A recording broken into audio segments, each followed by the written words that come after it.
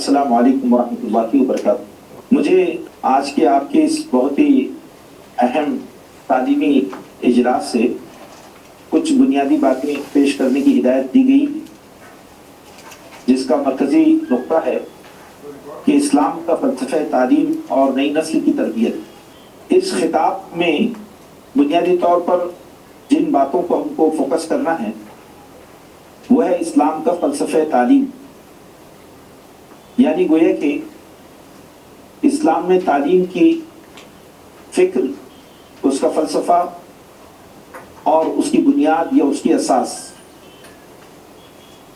تو اگر ہم اس پر غور کریں تو چند باتیں ہمارے سامنے واضح طور پر آتی ہیں کہ اسلام کا تصور تعلیم محض معلومات کے حصول تک محدود نہیں، بلکہ انسان کی کامل شخصیت سازی، اخلاقی تزکیہ، روحانی بالغی اور سماجی فعالیت، سماجی ذمہ داری کے احساس کو پروان چڑھانے کا جو جامع نظام ہے وہ اسلام کے فلسفہ تعلیم سے تعبیر ہے۔ اسلام کے نزدیک علم کا مقصد انسان کو اس کے خالق سے جوڑنا، اس کی فطری صلاحیتوں کو صحیح رخ پر استعمال کرنا اور اسے دنیا میں خیر و عدل کا ترجمان اور اس کا نمائندہ بنانا۔ تو اگر ہم اسلام کے فلسفہ تعلیم کو کچھ بنیادی نکات میں تقسیم کریں تو تین بہت بنیادی باتیں اس سے ہمارے سامنے آتی ہیں۔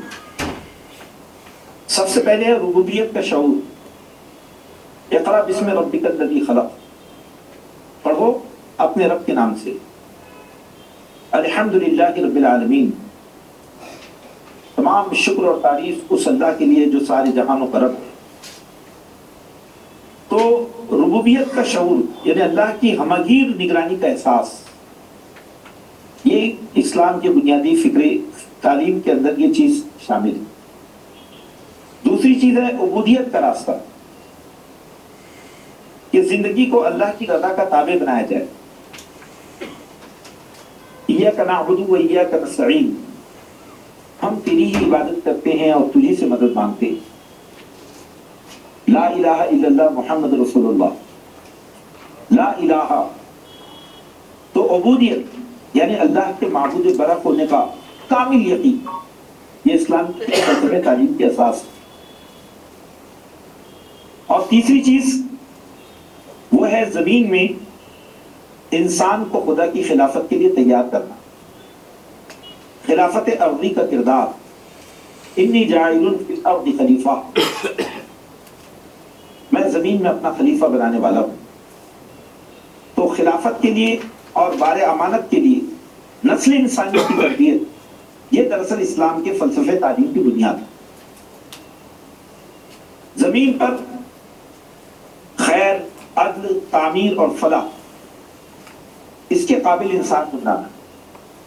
آپ دیکھیں کہ سورۃ صاد میں اللہ نے کے بعد ارشاد فرمائی، یا داؤد انا جعلناک خلیفۃ فی الارض فاحکم بین الناس بالعدل، اے داؤد ہم نے تمہیں زمین میں اپنا خلیفہ بنایا ہے، لہذا لوگوں کے درمیان عدل کی بنیاد پر فیصلے کرو۔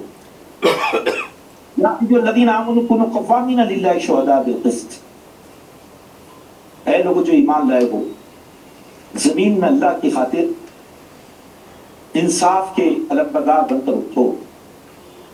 ان اللہ یأمر بالعدل والإحسان وإیتاء ذی القربی وینہی عن الفحشاء والمنکر والبغی۔ جو ہر خطبہ جمعہ میں پوری امت مسلمہ کو آیت کریمہ سنائی جاتی ہے۔ محترم، اسلام کا یہ تصور تعلیم، اسلام تعلیم کا مقصد صرف مادی حیوان کی تشکیل نہیں ہے کہ آدمی اپنے علم کے ذریعے وہ تعیشات کو حاصل کریں، علم کے ذریعے لگزریس لائف کا تصور سامنے رکھیں۔ دراصل یہ علم کا وہ تصور ہے جو مغرب نے انسانوں کو دیا ہے، جس کے بارے میں علامہ اقبال نے یہ بات کہی ہے کہ مجھ کو ڈر ہے کہ کہ طفلانہ طبیعت تیری اور ایام یورپ کے شکر پارا فروش. تو یہ بڑی اہم اور بنیادی بات ہے کہ اسلام کا جو فلسفہ تعلیم ہے وہ سب سے پہلے ہمارے تعلیمی اداروں کے چلانے والوں کو ذہن میں رکھنا چاہیے. وہ ہمارے اساتذہ کو پہلے گہرائی کے ساتھ سمجھنا چاہیے. مولانا ابو العالم مودودی رحمۃ اللہ علیہ، اللہ ان کی قبر کو بلند فرمائے اور تا قیامت اللہ ان کی ذات کو اپنی رحمتوں کی آماجگاہ بنائے. مولانا مودودی نے تنقیحات جو کتاب لکھی ہے اس میں اسلام کی نظام تعلیم پر جامع نوٹ لکھا ہے. مولانا مودودی رحمۃ اللہ علیہ نے لکھا ہے کہ دنیا میں جو نصاب تعلیم وہ اگرچہ کہ فلسفہ تعلیم کی بنیاد ہوتا ہے لیکن نصاب تعلیم کے دو حصے ہوتے ہیں. نصاب تعلیم دو طرح کا ہوتا ہے. ایک نصاب تعلیم وہ ہے جو حکومت بناتی، ماہرین بناتے ہیں، اور ایک نصاب تعلیم وہ ہوتا ہے جو معلم کے ذہن میں ہوتا ہے. تو ہمیشہ وہی نصاب تعلیم قوموں کو منتقل ہوتا ہے جو معلم کے ذہن میں ہوتا ہے. اس لیے معلم کے ذہن کی اگیاری یہ دراصل کسی بھی امت میں یا کسی بھی قوم میں انقلاب کی بنیاد بنتا ہے. تو آئیے کہ اس سلسلے میں کچھ بنیادوں کو ہم سمجھیں کہ تعلیم کا اصل مقصد، اب ہم اس کے کچھ نکات کو لیتے ہیں تو وہ ہے معرفت الہی اور اصلاح کردار. اسلام نے تعلیم کو عبادت کا درجہ دیا ہے. اسلام کے نزدیک تعلیم عبادت کا درجہ رکھتی ہے. بلکہ آپ نے دیکھا ہوگا کہ اللہ کے رسول صلی اللہ علیہ وسلم کی حدیث جس میں آپ نے یہ کہا ایک عابد جو شب بیدار ہوتا ہے، رات بھر اللہ کی عبادت میں مصروف رہتا ہے، اور اس کے بازو میں ایک عالم جو دن بھر علم و تحقیق کی میدانوں میں سرگردانی کر کے تھک جاتا ہے اور رات میں سو جاتا ہے، تو اس عابد کی نیند سے اس عالم کی نیند زیادہ بہتر ہے. اس عابد کی عبادت سے زیادہ فضیلت اس عالم کی نیند کی ہے کہ جس نے اپنے علم اور اپنی شخصیت کو علم کے خاطر تھکایا. تو بڑی اہم بات ہے کہ اسلام نے تعلیم کو عبادت کا درجہ دیا ہے. اللہ کے رسول صلی اللہ علیہ وسلم نے فرمایا ہے کہ جو شخص تعلیم کے راستے میں نکلتا ہے وہ جہاد فی سبیل اللہ. تو کیونکہ اس کے بغیر انسان سچائی، عدل اور تقوی کے راستے پر نہیں چل سکتا. قرآن نے بارہا علم، حکمت، فکر اور تدبر کی تعلیم دی ہے. آپ قرآن کو دیکھیں، قرآن کیا کہتا ہے؟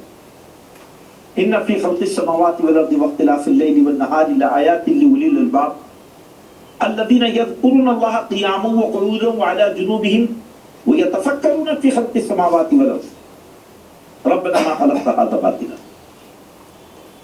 کہ بے شک اللہ نے زمین و آسمان کے تخلیق میں، رات اور دن کی گردشوں میں اہل عقل کے لیے نشانیاں رکھی.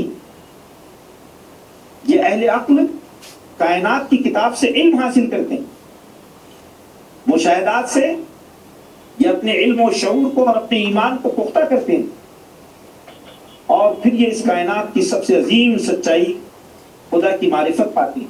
اور کیا کرتے ہیں؟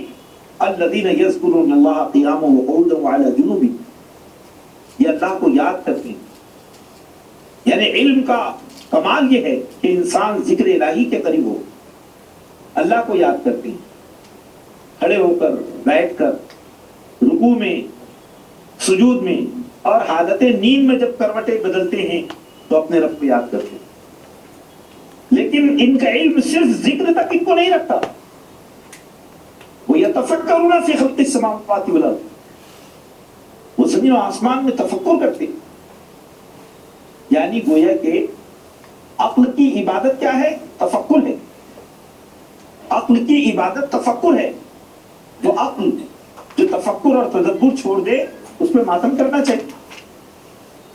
اسلام صرف ہم کو ذکر نہیں سکھاتا، یہ اسلام کہتا ہے کہ تم تفکر کرو اور فکر کرو تاکہ تم کائنات کے رازوں کو پا سکو اور اس کے ذریعے انسانی تمدن کے رہنما بن سکو. انسانیت کو فیض پہنچا سکے۔ پھر قرآن مجید کو اگر ہم پڑھیں تو قرآن مجید میں یہ بات ہمارے سامنے آتی ہے کہ اللہ نے اپنے پیغمبر کو جو دعا سکھائی وہ کیا تھی؟ رب زدنی علما، اے اللہ میرے علم میں اضافہ فرما۔ پھر قرآن نے سورہ مجادلہ میں کہا یرفع اللہ الذین آمنوا منکم والذین اوتوا العلم درجات، علم والوں کے درجات بلند ہیں۔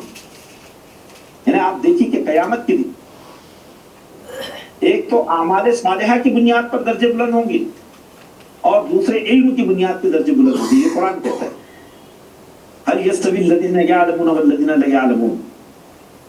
لیکن علم کا اصل مقصد کیا ہے؟ تو علم کا جو مقصد ہے وہ ہے انسان کا تزکیہ۔ علم کا مقصد انسان کا تزکیہ۔ دیکھیے بڑی بنیادی بات ہے، اللہ تعالیٰ نے کہا کہ اے پیغمبر صرف قرآن کو پڑھنا اور قرآن کو سنانا یہ کمال نہیں ہے، بلکہ انسان کو قرآن بنانا کمال ہے۔ یتلو علیہم آیاتہ ویزکیہم، وہ ان کے سامنے اللہ کی آیات کو پڑھ کر سناتا ہے اور پھر ان کی شخصیتوں کا تزکیہ کرتا ہے۔ شخصیتوں کے تزکیے کا مطلب ہے شخصیت کو قرآن بنا دینا، ہے نا۔ اللہ کے رسول کے بارے میں بات کہی گئی، حضرت عائشہ نے کہا، جب کسی نے پوچھا کہ اللہ کے رسول کے بارے میں مجھ کو بتاؤ تو انہوں نے کہا کیا تم نے قرآن نہیں پڑھا؟ کان خلقہ القرآن۔ تو یہی بات اللہ نے اخبار میں کہی، یہ بات کسی کو نہیں معلوم کہ مومن قاری نظر آتا ہے، حقیقت میں قرآن قاری نظر آتا ہے، حقیقت میں قرآن، گفتار میں کردار میں اللہ کی قرآن۔ تو اسلام کا فلسفہ تعلیم وہ تزکیے سے شروع ہوتا ہے۔ پھر دوسری چیز اخلاق و کردار کی بلندی۔ نبی صلی اللہ علیہ وسلم نے اپنی بعثت کے دو مقاصد بیان فرمائے۔ انما بعثت معلما، اللہ نے مجھ کو معلم بنا کر بھیجا ہے۔ پھر آپ نے کہا انما بعثت لیتمم مکارم الاخلاق، اللہ نے مجھے اس لیے بھیجا ہے کہ میں بہترین اخلاق کی تکمیل کروں۔ یہ گویا تعلیم وہ اخلاق کے بغیر مکمل نہیں ہو سکتی۔ اور تیسری چیز میں آپ کے سامنے کہا معرفت الہی، کیونکہ انسان کے پاس اگر تعلیم وہ معرفت الہی سے آراستہ نہ ہو، نہ جڑے، تو وہی تعلیم انسان کو، آپ کو معلوم ہے کہ کیا بنا دیتی۔ آج موجودہ دور پر آپ غور کیجیے، اس دور کے اندر تعلیم کی کمی نہیں ہے۔ ہمارے ملک عزیز میں فساد برپا کرنے والے، جھوٹے پروپیگنڈے پھیلانے والے، نفرت کا زہر اگلنے والے، انسانیت کے دشمن، یہ گاؤں کے اور سلم بستیوں کے ذلیل لوگ نہیں ہیں، بے علم لوگ نہیں ہیں، یہ ہمارے کوالیفائڈ لوگ، بہت کوالیفائڈ لوگ ہیں، بڑی بڑی ڈگریاں انہوں نے لی ہیں، لیکن ان کی تعلیم نے ان کو شیطان بنایا، انسان نہیں بنایا۔ حضرت جگر مراد آبادی نے کیا بات کی تھی؟ وہی انسان جسے سرتاج مخلوقات ہونا تھا، وہی اب سی رہا ہے اپنی عظمت کا کفن ساقی۔ اور جس کے بارے میں علامہ اقبال نے کہا کہ جس نے سورج کی شعاؤں کو گرفتار کیا، زندگی کی شب تاریک سحر کر نہ سکا۔ تو تعلیم کے اس بنیادی مشن کو ہمارے مدارس کے اساتذہ کو ہمیشہ ذہن میں رکھنا چاہیے۔ پھر دوسری جو چیز ہے وہ نئی نسل کی تربیت کی بنیاد کیا ہے؟ قرآن کہتا ہے وہ ہے فطرت کی حفاظت۔ فطرت کی حفاظت، اللہ نے انسان کو اپنی فطرت پہ پیدا کیا ہے، اور فطرت کی جو حفاظت ہے اسی کی حفاظت کے لیے قرآن نازل ہوا ہے۔ فطرت اللہ التی فطر الناس علیہا لا تبدیل لخلق اللہ ذلک الدین القیم۔ اللہ کی فطرت جس پر اللہ نے انسان کی تخلیق کی، اور اللہ کے قانون میں اور اس کی تخلیق میں کوئی تبدیلی نہیں ہوتی، کوئی بدل نہیں سکتا اس کو، اور یہی سچا دین۔ تو فطرت کیا ہے؟ فطرت سلیم کیا ہے؟ فطرت سلیم یہ ہے کہ آدمی اپنے آپ کو ان تمام شیطانی خیالات سے، عادتوں سے، گندگی سے دور رکھے جو انسان کے شاہ نشان ہے ہی نہیں، ہو ہی نہیں سکتی. جیسا آپ دیکھتے ہیں کہ اللہ کے رسول نے ایک حدیث میں یہ بات ارشاد فرمایا کہ کل مولود یولد علی الفطرہ، اللہ نے ہر بچے کو، مولد کہتے ہیں جو نیا بچہ پیدا ہوا، اللہ نے اس کو اپنی فطرت پہ پیدا کیا. والداہ یحودانہ ینصرانہ یمجسانہ، پھر اس کے ماں باپ اس کو یہودی بناتے ہیں، مجوسی بناتے ہیں یا نصرانی بناتے ہیں.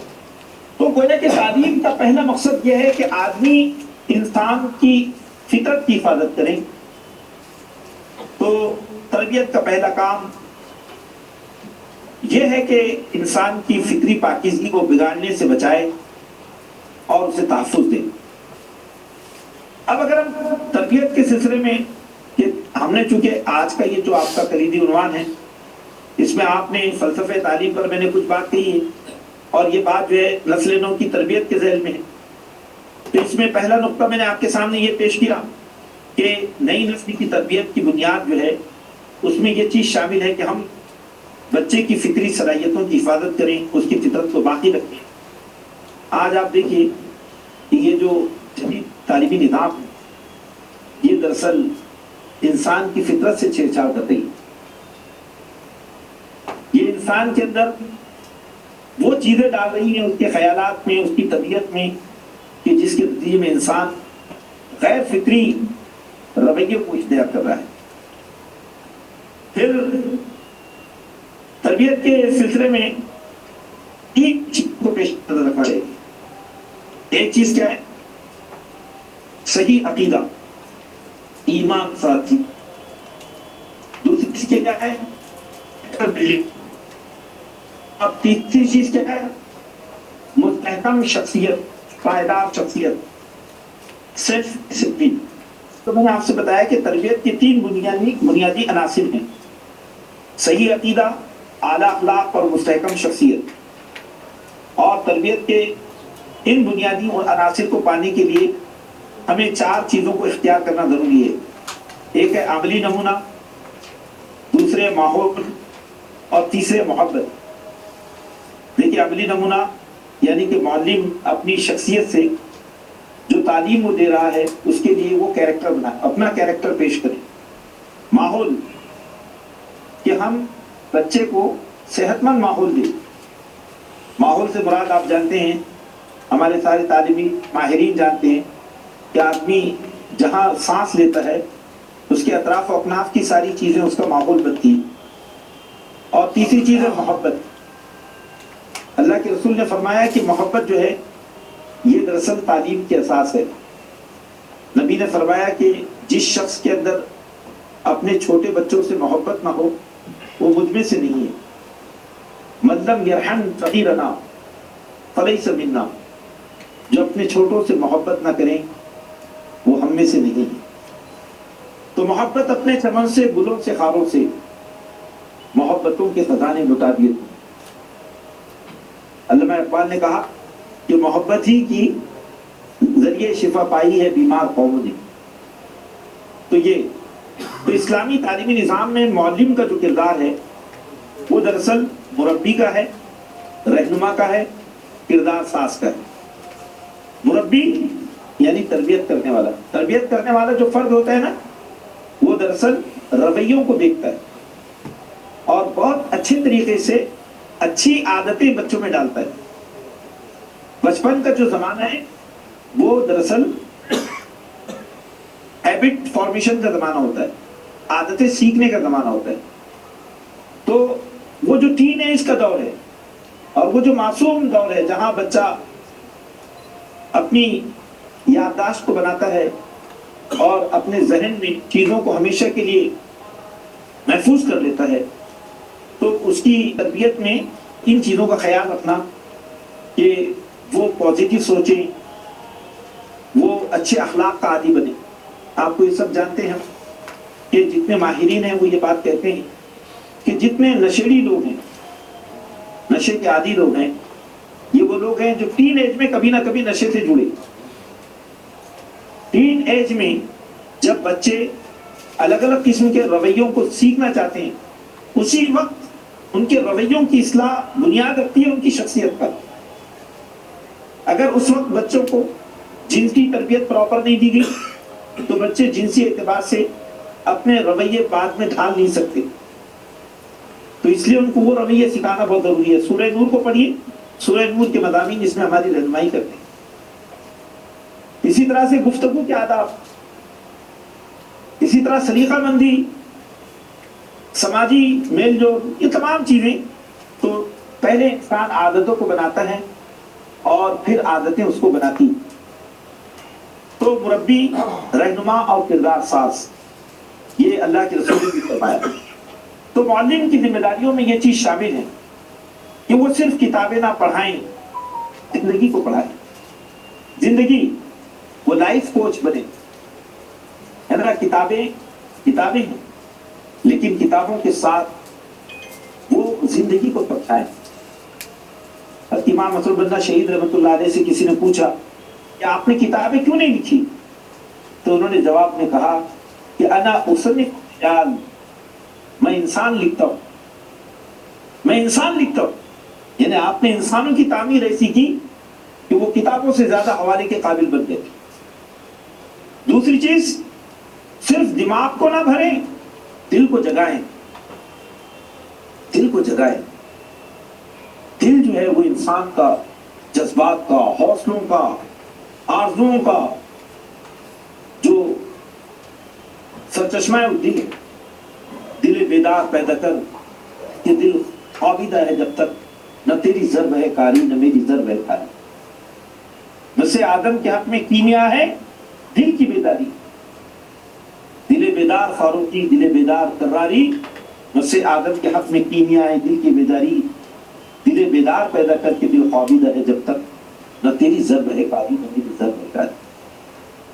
تو دماغ کے ساتھ دلوں کو روشن کیجیے۔ اور تیسری چیز، صرف معلومات کے ذخیرے مت اڑیلیے بلکہ ویلیوز کو نکل کے کیجیے، اقدار کو منتقل کیجیے۔ ایک استاد نئی نسل کا معمار ہوتا ہے، اگر استاد بہترین ہو تو نسلیں بہترین بنتی ہیں۔ پھر اس میں تربیت کا سب سے مؤثر ذریعہ اسوہ رسول ہے۔ نبی صلی اللہ علیہ وسلم کی سیرت کا بھرپور مطالعہ ہمارے اساتذہ کو کرنا چاہیے۔ آپ صلی اللہ علیہ وسلم نے صحابہ کرام کی تربیت میں 5 باتوں کا خصوصی خیال رکھا۔ ایک تو یہ کہ آپ نے محبت سکھائی، نمبر 2 آپ نے تحمل سکھایا، تحمل، بردباری، جذباتی تربیت، جذبات کو، ایموشنز کو صحیح ڈائریکشن دیا۔ نمبر 3 آپ نے جن باتوں کی تعلیم دی اپنی ذات کو اس کا اسوہ بنایا، رول ماڈل رہے۔ نمبر 4 عملی تربیت، یعنی آپ نے صحابہ کرام کو میدان عمل میں اتارا، میدان عمل میں اتارا۔ ہم بھی کھیل کے میدانوں میں بچوں کو لے جائیں اور کھیل کے میدانوں میں ان کے اندر وہ ڈسپلین ہے، ہمدردی ہے، غصے پر قابو ہیں، وہ ساری جو چیزیں ہیں وہ ان کو سکھائیں۔ اور نمبر 4 مشاہدہ اور تجربہ ہے، جو قرآن نے کہا ہے أَفَلَا يَنْظُرُونَ إِلَى الْإِبِلِ كَيْفَ خُلِقَتْ وَإِلَى السَّمَاءِ كَيْفَ رُفِعَتْ وَإِلَى الْجِبَالِ كَيْفَ نُصِبَتْ، ہے نا، فَسِيرُوا فِي الْأَرْضِ فَانْظُرُوا كَيْفَ كَانَ عَاقِبَةُ الَّذِينَ مِنْ قَبْلِكُمْ۔ تجربہ، تو یہ تمام چیزیں اس میں اس کا استعمال ہونا چاہیے۔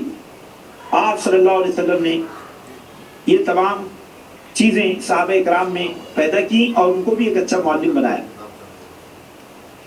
ایک بات کی بھی ہمیں سمجھنا چاہیے کہ والدین کو بھی تعلیم اور تربیت کے عمل میں برابر کا شریک کرنا چاہیے، کیونکہ تربیت کے اولاد میں والدین کا کردار بہت مرکزی کردار ہے۔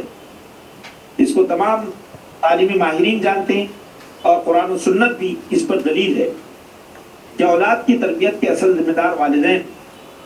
قرآن نے اور والدین کو پابند کیا کہ یا ایھا الذین آمنوا قوا انفسکم وأہلیکم نارا، کہ اے ایمان والو اپنے آپ کو اور اپنے گھر والوں کو آتش دوزخ سے بچاؤ۔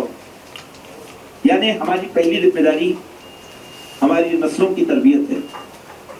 تو تو والدین کی ذمہ داریوں میں 5 باتیں شامل ہو سکتی ہیں کہ وہ اپنے بچوں کا عقیدہ درست کریں، بچوں کو نماز کا عادی بنائیں، حلال و حرام کی تمیز سکھائیں، کردار اور اخلاق کی نگرانی کریں اور اچھے ماحول کا انتظام کریں۔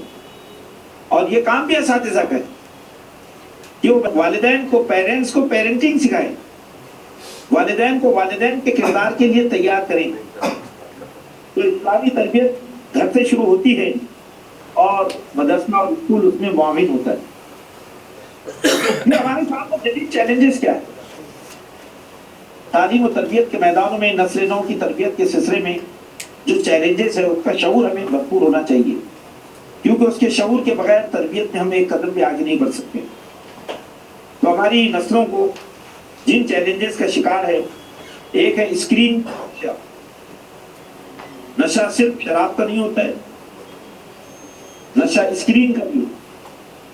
تو اسکرین کے نشے کا عادی بننے نہ دے بچوں کو، اس کے لیے ہمارے اساتذہ کو وہ اسکل سب سیکھنی چاہیے جس کے ذریعے وہ اپنی نسلوں کو اسکرین کے نشے سے بچائے۔ نمبر 2، لادینیت۔ یہ سوشل میڈیا جس نے آج پوری نسل کو کنٹرول کر لیا ہے، اس کا سب سے خطرناک پہلو یہ ہے کہ یہ نسلوں کو خدا بیدار بنا رہا ہے۔ تو خدا ناشناسی اور خدا بیداری سے ان کو نکالنا ہے۔ اور تیسری چیز مادہ پرستی۔ مادہ پرستی بس یہی دوڑ ہے اس دور کے انسانوں کی، تیری دیوار سے اونچی میری دیوار تک۔ مادہ پرستی سے اس کو نکالنا ہے۔ اور چوتھی چیز غلط رول ماڈلز۔ آج دیکھیے ہمارے بچوں کے رول ماڈلز کون بن گئے ہیں؟ فلمی دنیا کی ہیرو ہیروئنز، کھلاڑی، کرکٹرز۔ سوشل میڈیا کے اندر یہ الگ الگ قسم کے لوگ کہ ان کے چہروں کو دیکھیے تو تقدس کی بارشیں اور اندر جو جھانکیے تو اندھیرا دکھائی دے۔ کوئی فریب نہ کھائے سفید پوشی پر، نہ جانے کتنے ستارے نکل گئی ہے سحر۔ تو غلط رول ماڈلز ان سے اپنے بچوں کو نکالیں۔ بے راہ روی، بے سمتی، بے مقصدیت، یہ آج ہماری نسلوں کا سب سے بڑا پرابلم۔ اور چوتھی چیز فیملی بریک ڈاؤن۔ یہ دیکھیے ہمارے بچوں کے ساتھ یہ ہماری تہذیب کا سب سے بڑا ظلم ہے۔ یہ میاں بیوی کے درمیان ہونے والے اختلافات، ان کے جھگڑے، ان کا باہمی عدم تعاون، اس کا اثر ان معصوم بچوں پر اتنا پڑتا ہے کہ اس کا ہم اندازہ نہیں کر سکتے۔ تو فیملی بریک ڈاؤن، اس پر بھی ہمارے اساتذہ کی نگاہ ہونی چاہیے کہ وہ سماج کے اس پہلو کو بھی ایڈریس کریں۔ ان حالات میں اسلام کا فلسفہ تعلیم ایک مضبوط متبادل پیش کرتا ہے۔ وہ کیا کہتا ہے؟ وہ کہتا ہے زندگی کو بامقصد بناؤ، اخلاقی نظام کو مضبوط بناؤ، روحانی بنیادیں فراہم کرو، ہر ایک کو سماجی ذمہ داری کے لیے تیار کرو، اور پازیٹیو لیڈرشپ، مثبت قیادت، لوگوں کی امیدیں جگاؤ۔ تو رفقائے محترم، اسلام ہر فرد کو ایک خاص شناخت اور پہچان دیتا ہے کہ وہ اپنا کردار کیسے نبھائیں۔ تو اس طرح سے گویا کہ 3 باتیں ہمارے سامنے آتی ہے کہ اسلامی تعلیم کا سے جہتی ماڈل، یعنی اس کا ٹرائنگولر سسٹم ہمارے سامنے آتا ہے۔ ایک تو یہ کہ ہم انٹلیکچوئل ٹریننگ بچے کو دیں، دوسرے اسپریچول ٹریننگ دیں، اور تیسرے مورل اور پریکٹیکل ٹریننگ دیں۔ اور یہ تینوں چیزیں مل کر ایک مکمل مسلمان کی شخصیت کی تعمیر کرتی ہیں، ہے نا؟ سب سے پہلی چیز ذہنی تربیت، فکر و تدبر، حق و باطل میں تمیز، علم کا صحیح استعمال، تحقیق، تجزیہ اور استنباط۔ دوسری چیز روحانی تربیت، نماز، ذکر، قرآن، تقوی، خدا خوفی، اللہ سے تعلق۔ تیسری چیز اخلاقی اور عملی تربیت، سچائی، امانت، عدل، خدمت خلق، نظم و ضبط اور وقت کی قدر۔ یہ 3 پہلوؤں سے ہمیں اپنی نسلوں کی تربیت کرنی۔ آخر میں یہ بات آپ کے سامنے رکھنا چاہتا ہوں کہ تعلیمی اداروں کا کردار۔ تعلیمی اداروں کے کردار میں یہ شامل ہیں کہ وہ نصاب میں اخلاقی تربیت کو ترجیح دیں، وہ اساتذہ کی تربیت پہ متوجہ ہوں، وہ تعلیمی ماحول کو بہتر بنانے کے لیے مشاورت کریں، وہ والدین سے رابطہ بنائیں، اور وہ اساتذہ اور طلبہ دونوں کی کردار سازی کے لیے وہ منصوبہ بندی کریں۔ تو رفقائے محترم، کئی پہلو ہیں جو ہمارے سامنے آتے ہیں، تو میں نے آپ کے سامنے اختصار کے ساتھ کہ اسلام کا فلسفہ تعلیم اور نسل نو کی تربیت، اس پر چند باتیں پیش کی ہیں، اور اگر ہم اس پر متوجہ ہو جائیں تو انشاءاللہ العزیز آج یہ جو ہمارا بہت ہی باوقار کیڈر جو اس وقت ریاست مہاراشٹرا سے جمع ہے، تو یہ جو کیڈر ہے وہ اسلام کے اس انقلابی نظام تعلیم کے ذریعے نہ صرف یہ کہ مسلمانوں کو بلکہ اس ملک کو صحیح رخ دے سکتا ہے اور انسانیت کو شیطان کے شکنجے سے، طاغوتی نظام کی جو ہے خوفناکی سے بچا سکتا ہے۔ اللہ سے دعا ہے کہ اللہ سب کی مدد فرمائے، ہمارے لیے آسانیاں پیدا فرمائے، آمین یا رب العالمین، وآخر دعوانا الحمدللہ رب العالمین۔